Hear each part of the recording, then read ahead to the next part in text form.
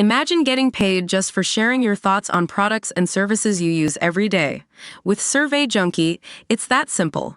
Click on the link in the video description to discover how you can start earning today by taking surveys. Four states will hold congressional primaries on Tuesday, and the results could have sweeping implications for this year's battle over control of Congress.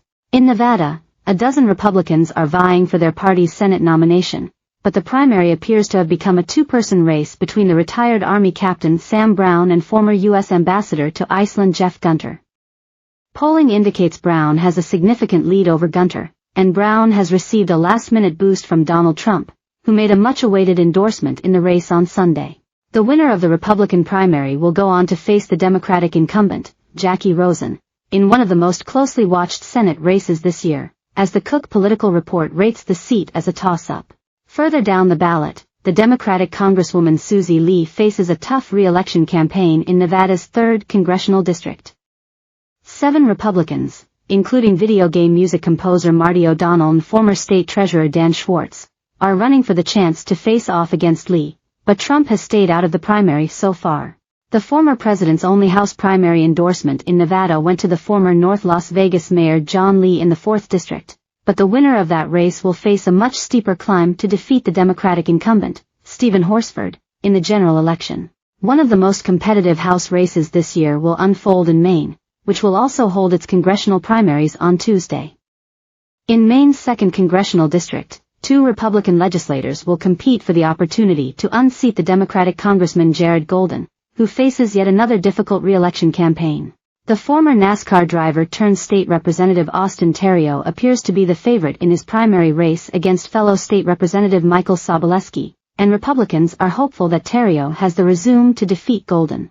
But Golden has proven politically resilient since he was first elected to Congress in 2018, when he narrowly defeated the Republican incumbent, Bruce Poliquin, thanks to Maine's ranked choice voting system. In 2022, Golden again defeated Poliquin by 6 points in the second round of voting, even though Trump had carried the 2nd District by 7 points 2 years earlier. The Cook Political Report rates Golden's seat as a toss-up, so the Republican primary will kick off what is expected to be a heated and closely contested race in the general election. Down in South Carolina, tensions within the Republican Party have run high as 2 House members face primary challenges. In the 1st Congressional District, Representative Nancy Mace will face off against the former state government official Catherine Templeton, who has received the backing of the former House Speaker Kevin McCarthy. The grudge match is personal for McCarthy, as Mace was one of the 8 Republicans who voted to oust the then Speaker last year. The high stakes have made the race a costly one, with outside groups dumping millions of dollars into the district. The South Carolina Patriots PAC has spent nearly $4 million backing Templeton's primary bid, while the Win It Back PAC and Club for Growth Action have collectively invested roughly $2.5 million supporting Mace. Despite Templeton's external support, Mace is viewed as the favorite after Trump endorsed her in March. Over in South Carolina's 4th District, the Republican Congressman William Timmons faces a primary challenge from State Representative Adam Morgan, who leads the South Carolina legislature's Freedom Caucus. Like Mace, Timmons has the benefit of Trump's endorsement, but the race could still be a nail-biter for the 3-term congressman. Sign up to the stakes, U.S. Election Edition. The Guardian guides you through the chaos of a hugely consequential presidential election. After newsletter promotion, and at least one of South Carolina's House Republican primaries is expected to advance to a runoff later this month.